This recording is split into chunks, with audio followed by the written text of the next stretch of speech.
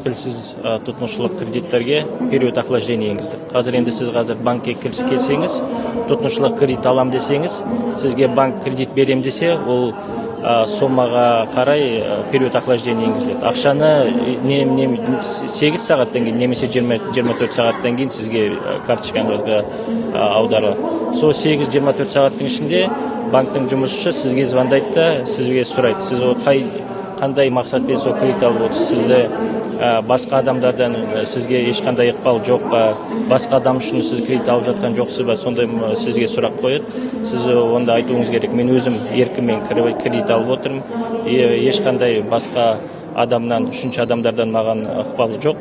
Мен сол өзінің кредиттің қандай мақсатына алып отырған. Сондай сұрақтарға оңды жауап алған соң банк немесе микроқаржы ұйым сіздің карточкаңа ақшаны аударады. Ол енді ең маңызды шара осы мошенничествоны тоқтату үшін.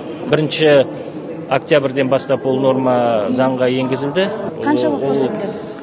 150 МРП-ден 250 МРП-ға дейін 8 сағат енгізіледі.